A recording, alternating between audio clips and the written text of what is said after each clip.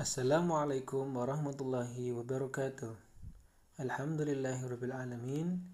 Segala puji bagi Allah dan salawat ke atas Rasulullah. Anak-anakku sekalian, bagaimana kabarnya hari ini? Alhamdulillah, kita bisa berjumpa kembali dalam pembelajaran IPA kelas 9. Pada hari ini kita akan membahas tentang sistem reproduksi manusia. Kelas 9, bagian yang kedua, huruf B, materinya adalah siklus haid, gametogenesis, kelainan dan penyakit pada sistem reproduksi. Kompetensi inti 3.1 menghubungkan sistem reproduksi pada manusia dan gangguan pada sistem reproduksi dengan penerapan pola hidup yang menunjang kesehatan reproduksi. Untuk materinya, kita akan membahas 3 materi. Pertama, siklus menstruasi. Kedua, gametogenesis. Dan ketiga, kelainan penyakit pada sistem reproduksi. Materi yang pertama, siklus menstruasi. Sejak masa pubertas, usia 10 hingga 15 tahun, wanita mengalami proses bulanan disebut siklus haid atau menstruasi. Siklus menstruasi adalah proses pelepasan dinding rahim atau endometrium disertai dengan perdarahan yang terjadi setiap bulan, kecuali pada saat hamil. Siklus menstruasi terjadi dalam 4 fase sebagai berikut. Pertama, fase menstruasi. Kedua, fase folikuler. Ketiga, fase ovulasi. Dan keempat, fase luteal. Terlihat pada gambar. Ya, fase yang pertama adalah fase di mana darah mulai keluar. Fase kedua, kemudian itu ada penebalan dinding kembali. Fase ketiga adalah masa ovulasi. Apa itu ovulasi akan kita bahas pada slide berikutnya. Dan terakhir fase luteal. Beberapa hormon yang mempengaruhi fase-fase pada menstruasi. Pada fase menstruasi dipengaruhi oleh penurunan hormon estrogen dan progesteron. Pada fase folikuler dipengaruhi oleh hormon follicle stimulating hormone atau hormon FSH. Pada fase ovulasi dipengaruhi oleh luteinizing hormone atau LH. Dan pada fase luteal dipengaruhi oleh hormon luteinizing hormone atau LH. Nah, apa itu fase menstruasi? Pada fase ini, lapisan rahim luruh dan keluar sebagai aliran darah haid melalui vagina. Fase menstruasi terjadi sekitar 7 hari. Kemudian fase folikuler, di mana lapisan uterus atau rahim mulai menebal kembali. Terjadi sekitar hari ke-8 hingga hari ke-12. Yang ketiga, fase ovulasi atau peristiwa lepasnya sel telur yang matang dari folikel. Fase ovulasi ini adalah sekitar 3 hari, tanggal 13, 14, dan ke-15. Di sana terlihat adanya peristiwa pelepasan sel telur menandakan bahwa masa tersebut merupakan masa subur. Dan terakhir, fase luteal atau fase di mana telur mencapai rahim lalu tertanam atau nidasi jika dibuahi dan luruh atau kita sebut sebagai haid jika tidak dibuahi. Dan begitu seterusnya, siklus berlangsung sekitar 28 hari. Pada fase akhir, fase luteal, terbentuknya korpus luteum atau badan kuning yang mensekretkan hormon progesteron. Nah, anak-anak, selanjutnya ada beberapa istilah penting. Di situ ada judulnya istilah penting IPA. Pertama ada follicle. Apa itu folikel? Yaitu sebuah kantong di dalam ovarium mamalia yang berisi sebuah sel telur yang sedang berkembang dan permukaannya ditutup sel-sel yang terspesialisasi. Ini gambarnya merupakan tahapan perkembangan dari folikel. Selanjutnya, corpus luteum. Corpus luteum ini sebuah massa kelenjar berwarna kuning dari jaringan yang terbentuk pada grafian folikel setelah dilepaskannya ovum, mensekretkan atau mengeluarkan hormon progesteron yang penting untuk kehamilan. Kita ingat, corpus itu adalah badan, luteum yellow atau kuning. Nah, kosakata penting.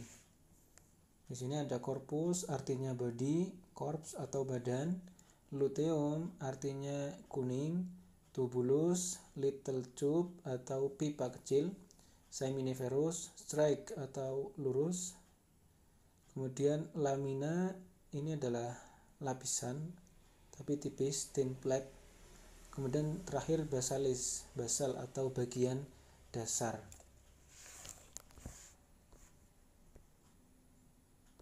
Kita ke materi yang kedua tentang gametogenesis. Gametogenesis adalah proses pembentukan gamet atau sel kelamin.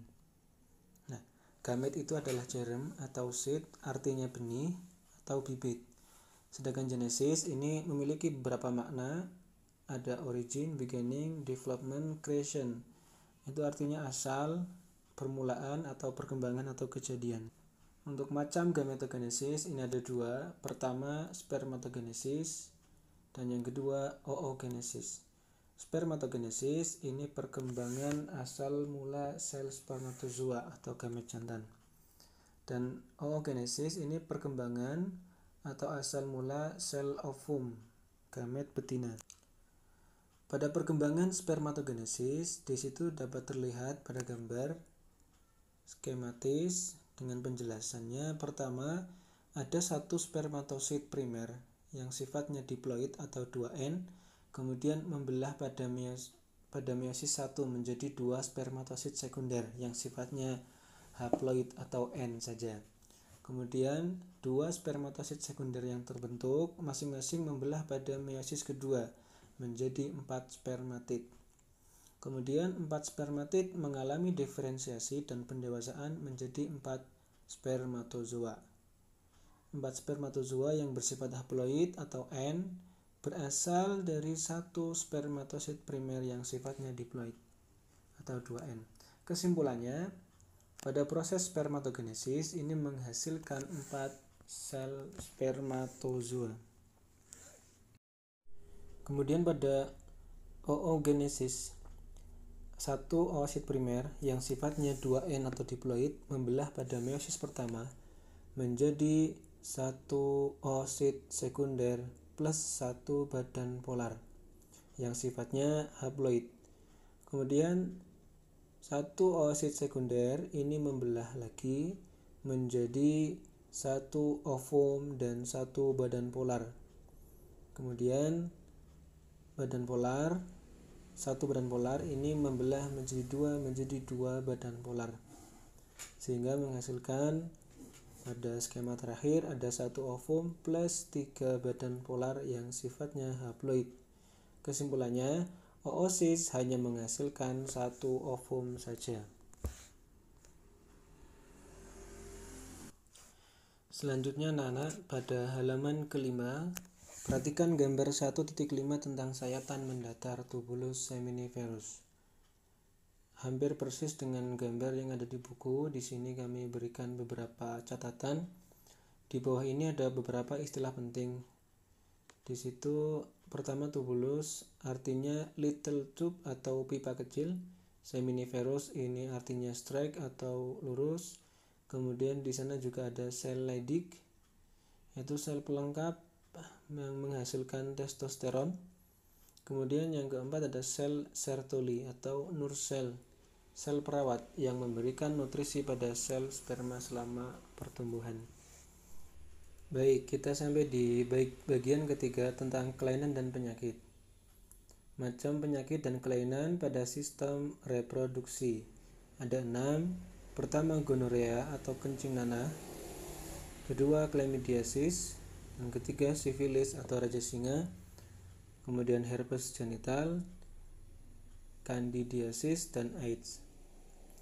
Pertama, gonorea atau kencing nanah disebabkan oleh bakteri Neisseria gonorrhea. Kemudian chlamydiasis, yaitu peradangan pada tuba Fallopi. Ini disebabkan oleh bakteri Chlamydia trachomatis. Ada akibat chlamydia, ini menyebabkan sumbatan pada saluran tuba Fallopi, sehingga telur itu tidak bisa berjalan atau terhalang. Berikutnya sifilis atau raja singa, disebabkan oleh bakteri Treponema pallidum, merupakan penyakit seksual yang menular. Ya, begitu ngeri ya.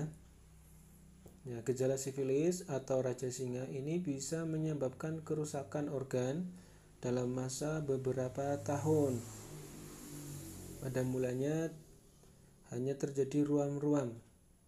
Ya, kemudian pada masa 3-15 tahun sampai dengan menyerang pada organ dalam.